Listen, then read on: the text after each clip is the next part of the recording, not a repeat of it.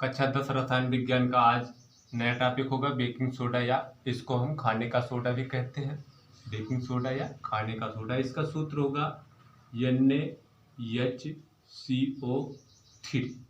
NaHCO3। रासायनिक नाम इसका क्या हो जाएगा? देखिए रासायनिक नाम इसका हो जाएगा सोडियम। रासायनिक नाम हो जाएगा sodium carbonate, sodium bicarbonate, sodium bicarbonate, या इसको हम कह सकते हैं sodium hydrogen carbonate, sodium bicarbonate या sodium hydrogen carbonate. Baking soda या खाने वाला सोडा, इसका फार्मूला होगा NaHCO3। इसका रासायनिक नाम हो जाएगा सोडियम बाइकार्बोनेट या सोडियम हाइड्रोजन कार्बोनेट। इसका अणुभार होगा, अणुभार बराबर हो जाएगा, अणुभार बराबर आ जाएगा 84। कहने का मतलब इसका अणुभार 84 हो जाएगा। ध्यान से देखिएगा यहाँ पर अणुभार कैसे निकलता है। सोडियम है, इसका द्रव्यमान संख्या आ जाएगा 23, प्लस हाइड्रोजन यहाँ है, इसकी द्रव्यमान संख्या आ जाएगी 1, प्लस यहाँ कार्बन है, इसकी द्रव्यमान संख्या आ जाएगी 12, प्लस ऑक्सीजन है, इसकी द्रव्यमान संख्या आ जाएगी 16 गुणे ऑक्सीजन की संख्या 3। तो हो जाएगा 23 प्लस 12 1 13, 13 प्लस 16 दूनी 32, 16 तियाँ 48, जोड़ देंगे 8 3 11 3, 8 3 11 3 14 के 4 बचेगा 1, उसके बाद हो जाएगा 4 1 5 2 7 1 8। तो कहने का मतलब इसका अणुभार आ गया 84। तो बेकिंग सोडा का अणुभार कितना हो जाएगा? 84। उसके बाद देखिए इसके निर्माण की विधियाँ।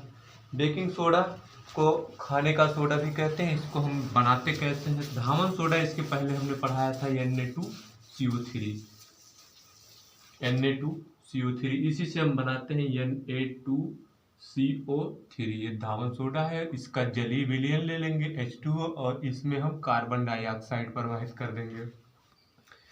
Na2CO3 का मतलब सोडियम कार्बोनेट। इसके जलीय विलयन में जब हम कार्बन डाइऑक्साइड प्रवाहित करते हैं तो ध्यान से देखिएगा यहाँ से बनाएगा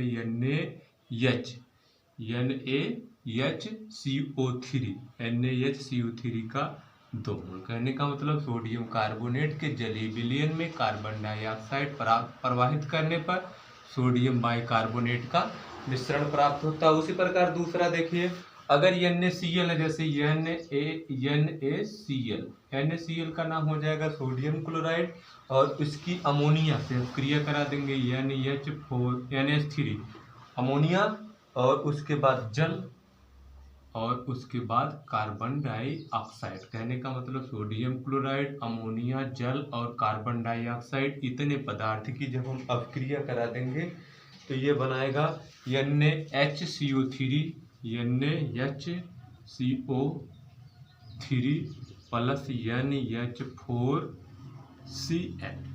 ठीक प्यारे बच्चों, देखिए ध्यान से यहाँ पर देखिए सोडियम है, यहाँ से एक सोडियम अलग करेंगे, यहाँ से एक हाइड्रोजन और एक O, और यहाँ से CO2 मिला करके बनाएगा NaHCO3। एक हाइड्रोजन यहाँ बचेगा, वो इसके साथ जुड़ जाएगा, बनाएगा NH4, और यहाँ का ये Cl इसके साथ मिल करके बनाएगा NH4Cl। ये हुआ इसके निर्माण की विधि। ठीक,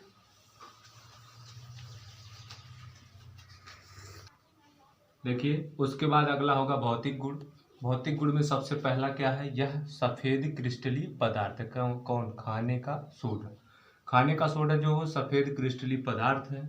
दूसरा इसका गुण है यह जल में अल्प विलेय होता है। ठीक है, अल्प विलेय होने का मतलब पूर्ण रूप से जल में घुलता नहीं है। तीसरा होगा इसका जलीय विलयन क्षारीय होता। कहने का मतलब खाने का सोडा जो है उसका जो जलीय विलयन होगा वो क्षारीय प्रकृति रखता है। उसके बाद देखिए इसका रासायनिक गुण।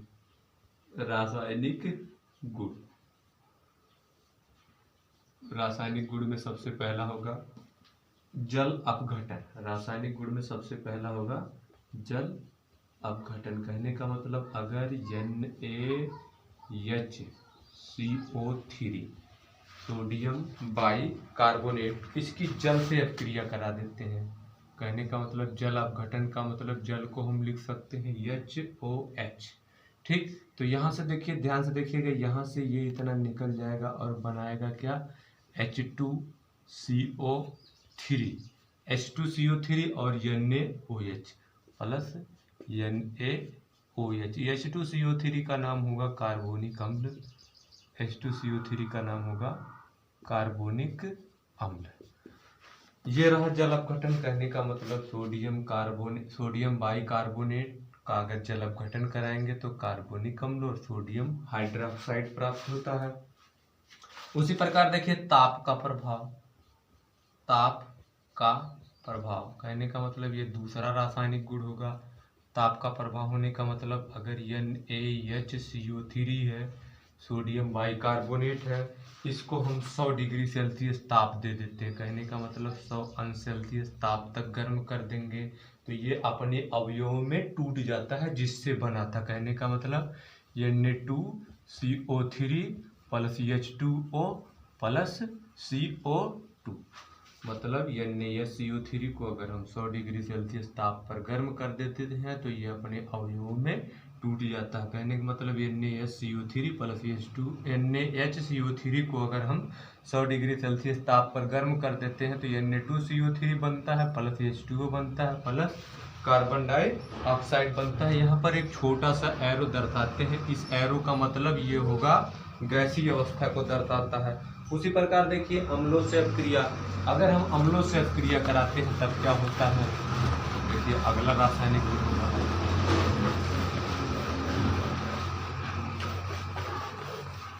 अगला रासायनिक गुण होगा अम्लों से अपक्रिया। अम्लों से अपक्रिया, ठीक, तो देखिए NaHCO3 इसका क्या नाम होगा, सोडियम बाई कार्बोनेट। अगर इसकी हम हाइड्रोक्लोरिक अम्ल से अपक्रिया करा देते हैं, मतलब HCl हाइड्रोक्लोरिक अम्ल से अपक्रिया करा देते हैं, तो आपको पहले बताया गया होगा अगर कोई भी अम्ल किसी भी कार्बोनेट या धातु कार्बोनेट से अपक्रिया कराता है तो कार्बन डाइऑक्साइड मुक्त होती है। तो देखिए ध्यान से देखिएगा, यहाँ से क्या निकल जाएगा Na और यहाँ से Cl मिल करके बनाएगा NaCl।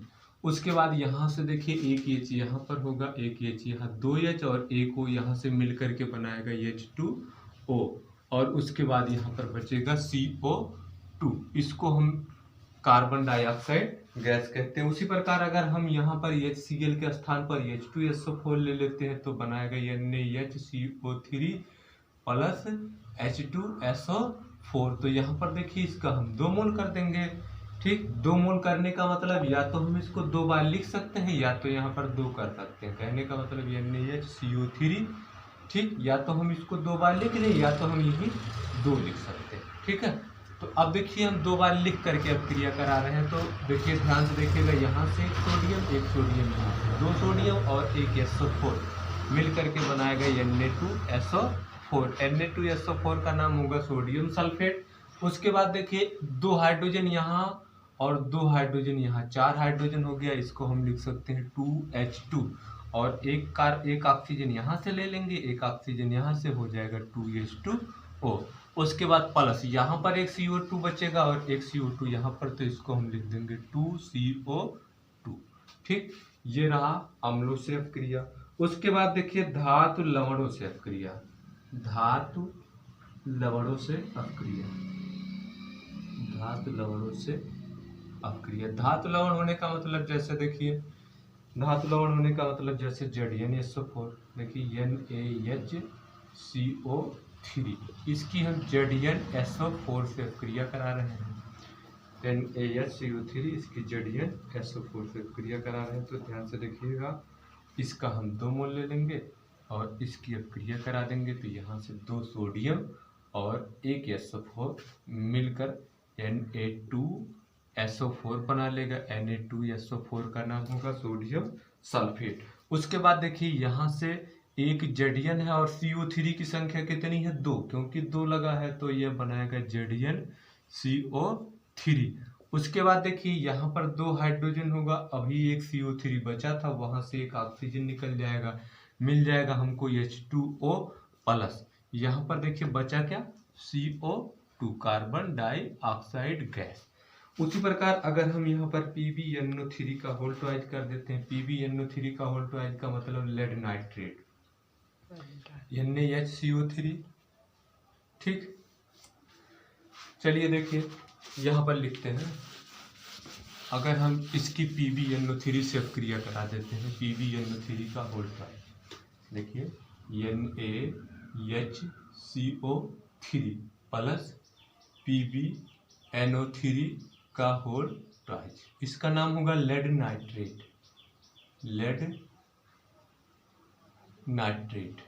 तो इसका हम 2 मोल ले लेते हैं, तो यहाँ से बनाएगा Na और यहाँ से NO3, NaNO3, इसका कितना मोल प्राप्त हो जाएगा, 2 मोल, क्योंकि 2 सोडियम है और 2 नाइट्रेट है।